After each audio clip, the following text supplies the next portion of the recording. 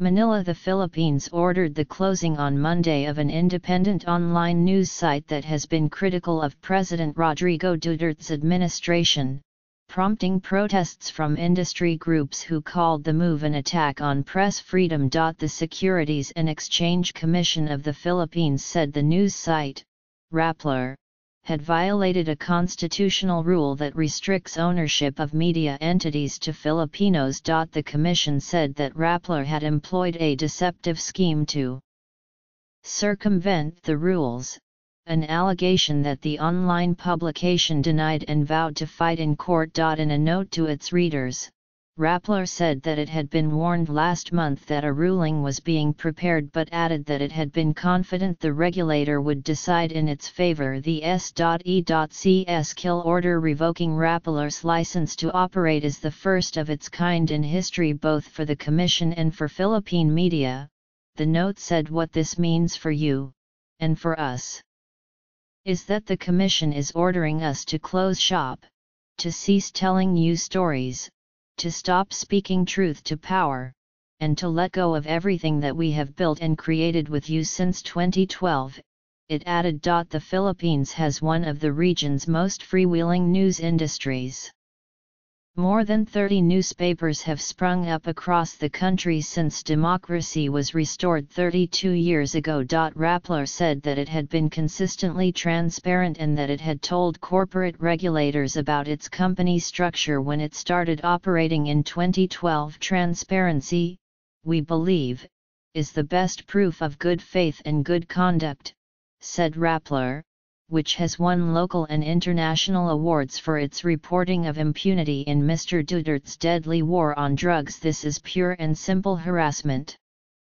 The seeming coup de grace to the relentless and malicious attacks against us since 2016, Rappler said. The President's office sought to distance itself from the order, saying it was the Commission's job to determine corporate legality. We respect the SEC decision that Rappler contravenes the strict requirements of the law that the ownership and management of mass media entities must be wholly owned by Filipinos, a presidential spokesman, Harry Roque, said. The Foreign Correspondents' Association of the Philippines, formed in the 1970s to work for press freedom at the height of former President Ferdinand Marcos's regime, expressed deep regret over the move. The decision, which is tantamount to killing the online news site, sends a chilling effect to media organizations in the country, the group said. The National Union of Journalists of the Philippines also denounced the government,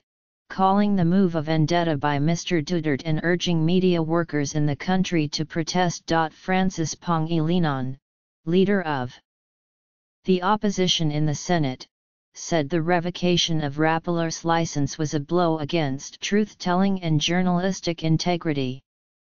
In a time of fear, of relentless attacks on our institutions, the abuse of power, and the feeling of helplessness that this breeds, we seek solidarity, Mr. Pangilinan said. The strongman Mr. Marcos closed down television networks and newspapers during his two-decade regime, and he jailed many opposition figures and journalists. Mr. Marcos was ousted in 1986. And his successor Corazon Aquino helped introduce a constitution that guaranteed press freedom, arguing that such a right was central to democracy. Her son, Benigno Aquino III, Mr. Duterte's predecessor, was often criticized by the news media, and he complained about being unfairly treated.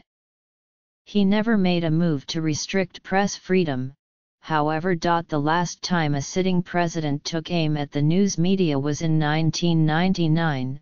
When President Joseph Estrada sued the Manila Times over a report about corruption. The newspaper apologized, and Mr. Estrada dropped the suit, but the publication was eventually forced to sell.